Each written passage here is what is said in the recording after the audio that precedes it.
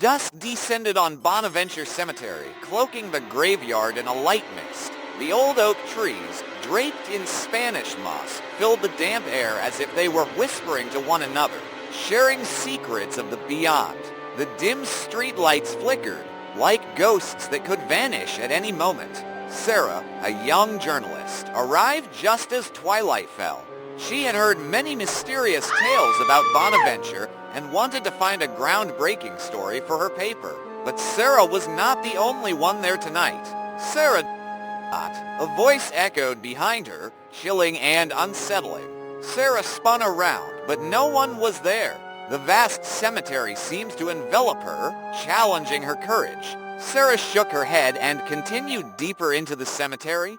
She approached the statue of little Gracie, a marble statue of a young girl who died at the age of 6. Did you know that tears have been seen flowing unnaturally from those stone hands? The chilling phone calls began when Sarah was home, late at night. Unknown numbers, whispering voices, as if they were from another world. Every contact she had spoken to at the cemetery also started showing strength. Sarah decided to return to Bonaventure Cemetery to uncover the truth. She brought a flashlight, a voice recorder, and a dose of a faint violin tune echoed through the air, like an invitation. Sarah welcomed a spirit when she began recording in the cemetery. The faint voice of Gracie spoke of someone else who had trapped her there. The voices intertwined, echoing, as if pressing heavily in the darkness. When Sarah returned home, the recording was filled with static, but her name was clearly audible. Sarah, come back to us. She felt a chill tightening around her chest, as if the spirit had followed her home. Sarah sought help from a medium. He explained that the spirit at Bonaventure had formed a connection with her and would not let go. A ritual needed to be performed in the cemetery. This was the only way to free herself from the haunting. Sarah returned to the cemetery once more, determined. She noticed the statue of Gracie seemed to stare at her, its stone eyes seemingly alive. During the ritual, she lit candles, recited an incantation, and attempted to sever the connection between herself and the spirit. The flashlight suddenly went out, darkness enveloping everything. Sarah heard a whisper, "Thank you, Doctor." Then, a soft golden light broke through the darkness, the flashlight flickered back on, and the atmosphere became peaceful. Sarah returned home, but part of her knew she would never forget what had happened at Bonaventure. Sometimes, in the dead of night, she could still hear Gracie's whispers from afar, reminding her of spirits that had never truly left. Sarah tried to move on with her life, but strange occurrences persisted. Objects in her home moved on their own. Shadows seemed to shift when she wasn't looking, and the whispers, though faint, never fully disappeared. She began to wonder if the connection had truly been severed or if it was simply waiting for the right moment to reawaken. One night, as Sarah was about to fall asleep, she felt even though the windows were shut tight. The whisper came again, closer this time. "Sarah, don't forget us." She sat up, her heart pounding, and saw the faint outline of a figure at the foot of her bed. Sarah knew she couldn't ignore it any longer. She had to find a way to bring peace not just to herself, but to Gracie and the other spirits still lingering. She decided to return to Bonaventure one final time, not to sever the connection, but to understand it, to help the spirits find their rest. Armed with determination, Sarah gathered her equipment once more, a flashlight, a voice recorder, and she also brought flowers, a gesture of peace. As she entered Bonaventure Cemetery under the pale moonlight, the air felt different, almost expectant. Sarah approached Gracie's statue, placing the flowers at its base. She spoke softly, her voice steady. "Gracie, I'm here to help you. Tell me what you need." The air grew colder, and the faint sound of the violin echoed once more. The atmosphere seemed to shift, and Sarah felt a presence, not malevolent, but yearning.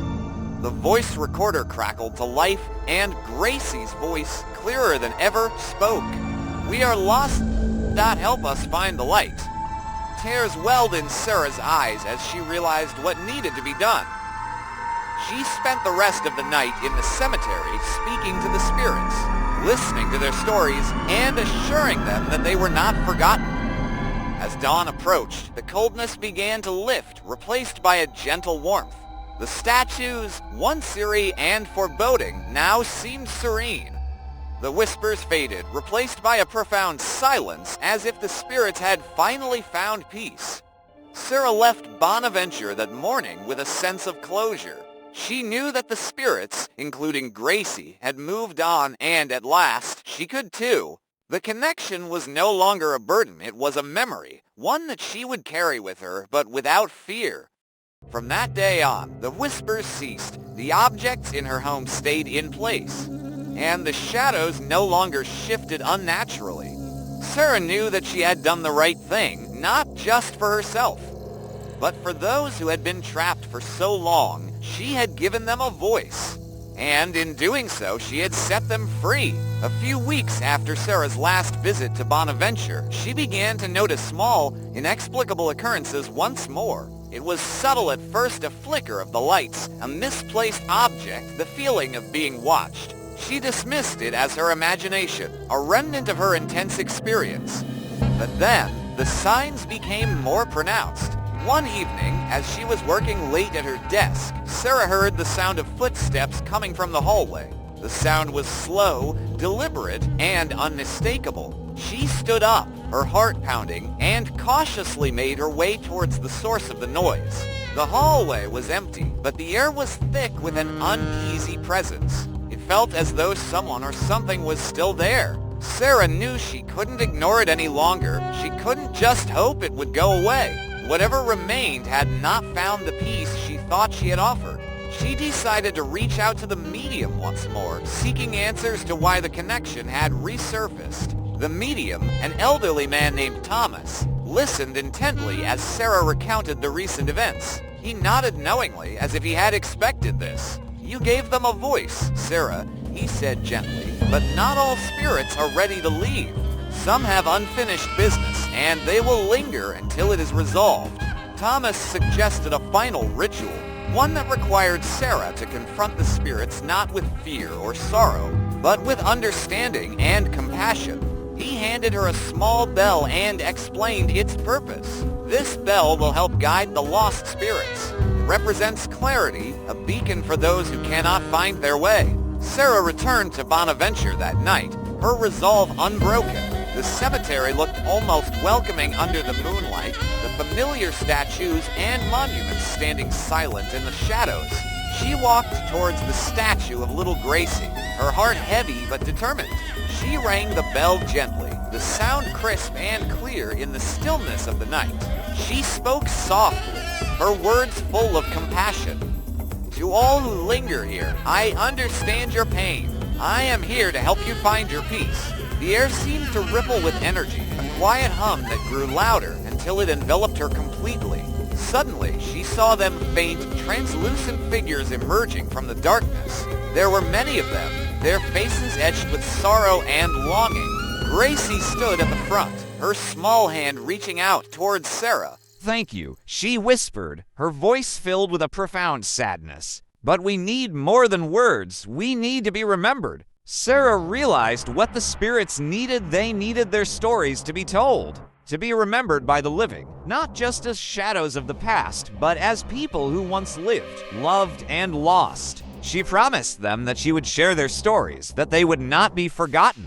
She spent the entire night in the cemetery, speaking to each spirit, listening to their tales of love, betrayal, dreams, and regrets. She wrote everything down, her notebook filling with their voices. As dawn broke, the spirits began to fade, their forms dissolving into the light of the rising sun. Gracie was the last to leave, her eyes filled with gratitude. "We can rest now," she whispered, her form slowly vanishing. "Thank you, Sarah." When the last spirit disappeared, a profound silence fell over the cemetery. The air felt different, lighter, freer, as if a great weight had been lifted. Sarah knew that this time it was truly over. She had done what was needed, not just for the spirits, but for herself as well. Sarah returned home that morning, exhausted but at peace. She knew what she had to do next. Over the following weeks, she dedicated herself to writing the stories of the spirits she had met. The book became her way of honoring them, ensuring that they would never be forgotten. And with each story she shared, the strange occurrences ceased. The whispers were gone, the shadows no longer shifted, and her home finally felt like her own again. Sarah knew that she had fulfilled her promise. She had given them a voice, a place in the world of the living, and in doing so, she had finally set them free. The connection was not a burden anymore. It had transformed into a legacy, a testament to the power of remembrance and compassion. Sarah closed the final chapter of her book, her heart filled with a sense of fulfillment. She had faced the unknown, embraced it, and in the process, she had found her own peace.